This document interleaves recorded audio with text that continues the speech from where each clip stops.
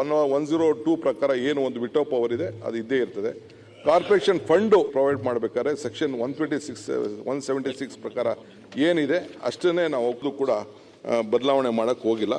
ಕೆಲವು ತಿದ್ದುಪಡಿಗಳನ್ನು ಅವರು ಸಜೆಸ್ಟ್ ಮಾಡಿದ್ದಾರೆ. ನಮ್ಮ ಮೆಂಬರ್ಸ್ ಎಲ್ಲ ಕೂತ್ಕೊಂಡು ತಿದ್ದುಪಡಿಗಳನ್ನು ಮಾಡಿದ್ದಾರೆ. ಸೊ ಅದನ್ನು ಕೂಡ ಸೆಕ್ಷನ್ 9, ಸೆಕ್ಷನ್ 10, ಸೆಕ್ಷನ್ 15, 84 ಕೆಲವು ತಿದ್ದುಪಡಿಗಳನ್ನು ಅವರು ಸಜೆಸ್ಟ್ ಮಾಡಿದ್ದಾರೆ. ಅದನ್ನು ಕೂಡ ನಾನು ಇನ್ಕಾರ್ಪೊರೇಟ್ ಮಾಡಿದ್ದೇನೆ. So I want them every one to participate. ನೀವು ಬರೀ ಬೆಂಗಳೂರಿಗೆ ಸೀಮಿತ ಆಗಬೇಡಿ, ಏನಾದ್ರು ಒಳ್ಳೆ ಸಜೆಷನ್ ಕೊಡಿ, ಏನಾದ್ರು ತಿದ್ದುಪಡಿ ಮಾಡೋಣ. For the larger interest of Bengaluru let us all work together. ಯಾಕೆಂದರೆ ನಾವು ಒಂದು ಹೊಸ ಡೈರೆಕ್ಷನ್ಸ್ ಕೊಡಲಿಕ್ಕೆ ಹೊರಟಿದ್ದೇವೆ. ಬೆಂಗಳೂರು ನಗರಕ್ಕೆ ಈಗ ತಾನೇ ನಿನ್ನೆ ಚೀಫ್ ಮಿನಿಸ್ಟ್ರು ಆಲ್ಮೋಸ್ಟ್ ನಾವು ಲೆಕ್ಕ ಹಾಕಿದ್ರೆ 1,00,000 ಕೋಟಿ ರೂಪಾಯಿ ಸಾಲ ತಗೋತೀವೋ ಇನ್ನೊಂದು ಮಾಡ್ತೀವೋ ಏನು ಮಾಡ್ತೀವೋ ಈ ಬೆಂಗಳೂರು ನಗರಕ್ಕೆ ಇವತ್ತು ಭಾಳ ಇಂಪಾರ್ಟೆನ್ಸ್ ಕೊಡಬೇಕು ಅಂತೇಳಿ we have taken a very bold stand. ಬೆಂಗಳೂರನ್ನ ಉಳಿಸಬೇಕು ಅನ್ನೋ ದೃಷ್ಟಿಯಿಂದ. ಸೊ ಅದಕ್ಕೆ I need everyone cooperation. ಇದಕ್ಕೆ ತಾವು ಅವ್ರಿಗೆಲ್ಲ ಅವಕಾಶ ಮಾಡಿಕೊಡ್ಬೇಕು, ಇದಕ್ಕೆ ಅನುಮೋದನೆ ಕೊಡಬೇಕು ಅಂತ ನಾನು ರಿಕ್ವೆಸ್ಟ್ ಮಾಡ್ತೇನೆ.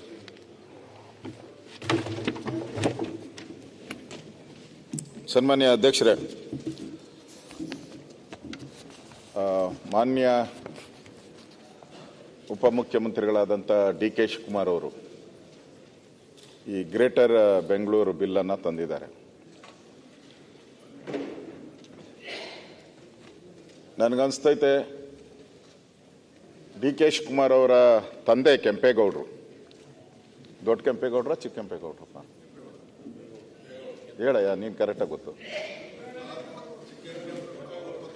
ಹಾಂ, ಅವ್ರ ತಾತ ಚಿಕ್ಕ ಕೆಂಪೇಗೌಡ, ಅವ್ರ ಮುತ್ತಾತ ದೊಡ್ಡ ಕೆಂಪೇಗೌಡ, ಇವ್ರ ತಂದೆ ಕೆಂಪೇಗೌಡರು.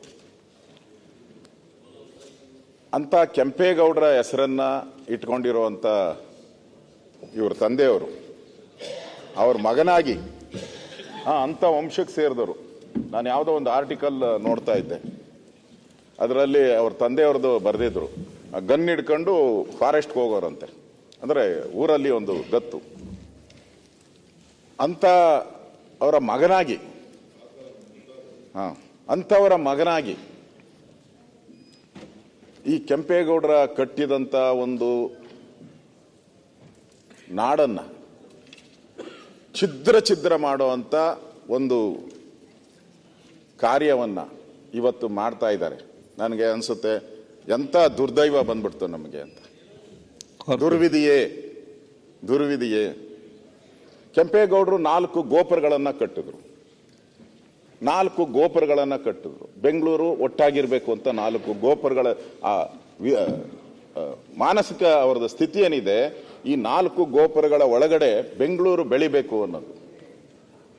ಸುಮಾರು 21 ಗೊತ್ತಿಲ್ಲ 21 ಪೇಟೆಗಳನ್ನು ಕಟ್ಟಿದ್ರು. 36 ಪೇಟೆ, ತಿಗಳರ ಪೇಟೆ, ಬಳೆಪೇಟೆ, ಸುಲ್ತಾನ್ ಪೇಟೆ ಎಲ್ಲರನ್ನೂ ಈ ಬೆಂಗಳೂರಲ್ಲೇ ಇರಬೇಕು ಅಂತ ಮಾಡಿದ್ರು. ಅಂದ್ರೆ ಅವ್ರ ಉದ್ದೇಶ ಬೆಂಗಳೂರು ಈ ಒಟ್ಟಾಗಿರ್ಬೇಕು ಅನ್ನೋದು ಉದ್ದೇಶ. ಇವತ್ತು ಆ ಉದ್ದೇಶಕ್ಕೆ ಒಂಥರ ಕೊಡ್ಲಿ ಪೆಟ್ಟನ್ನ ಕೊಟ್ಟಿದ್ದಾರೆ. ಬೆಂಗಳೂರು ವಿಭಾಗ ಮಾಡಿದ್ರೆ ಏನ್ ಪ್ರಾಬ್ಲಮ್? ಹಿಂದೆ ನಾನು 2006ರಲ್ಲಿ ಹೆಲ್ತ್ ಮಿನಿಸ್ಟರ್ ಆಗಿದ್ದೆ. ಆಗ ಬೆಂಗಳೂರು ಇನ್ಚಾರ್ಜ್ ಮಿನಿಸ್ಟರ್ ಆಗಿದ್ದೆ, ಕುಮಾರಸ್ವಾಮಿ ಅವರು ಮುಖ್ಯಮಂತ್ರಿ. ಆಗ ಬೆಂಗಳೂರನ್ನ ಗ್ರೇಟರ್ ಬೆಂಗಳೂರು ಮಾಡಿದ್ರಿ, ಬೃಹತ್ ಬೆಂಗಳೂರು ಮಹಾನಗರ. ಯಾಕೆ ಮಾಡಿದ್ರಿ ಅಂದರೆ ಇಲ್ಲಿನ ಸಂಖ್ಯೆ ಏನಿತ್ತು, ಸಂಖ್ಯೆ ನಮ್ಮ ಕನ್ನಡಿಗರು ಮೈನಸ್ ಆಗ್ತಾ ಇದ್ರಿ. ದಿನನಿತ್ಯ ಕನ್ನಡಿಗರ ಸಂಖ್ಯೆ ಕಡಿಮೆ ಆಗ್ತಾ ಆಗ್ತಾ ಆಗ್ತಾ ಅನ್ಸಕ್ ಶುರುವಾಯಿತು. ಎಲ್ಲಿ ಏನೋ ಹೆಚ್ಚು ಕಮ್ಮಿ ಆದರೆ ಕೇಂದ್ರಾಡಳಿತ ಪ್ರದೇಶ ಮಾಡಿಬಿಡ್ತಾರೋ ಆ ಭಯದಿಂದ ನಾವೇನ್ ಮಾಡಿದ್ರಿ, ಹೊರಗಡೆ ಇರುವಂತ ಹಳ್ಳಿಗಳನ್ನೆಲ್ಲ ಇದಕ್ಕೆ ಸೇರಿಸ್ತೀರಿ. ಅಲ್ಲಿ ಹೊರಗಡೆ ಏನಿತ್ತು ಕನ್ನಡಿಗರು. ಇವತ್ತು ನಮ್ಮ ಸ್ಥಿತಿ ಏನಾಗಿದೆ ಅಂತ ಹೇಳಿದ್ರೆ, ಎಂಟೈರ್ ಈ ಎಲ್ಲ ಬೆಲ್ಟುನು ಇರ್ಬೋದು, ಅಲ್ಸೂರು ಇರ್ಬೋದು, ಚಿಕ್ಕಪೇಟೆ ಇರ್ಬೋದು, ಚಾಮರಾಜಪೇಟೆ ಇರ್ಬೋದು, ಗಾಂಧಿನಗರ ಇರ್ಬೋದು, ಇದೆಲ್ಲ ಕನ್ನಡಿಗರಿದ್ದಂಥದ್ದು.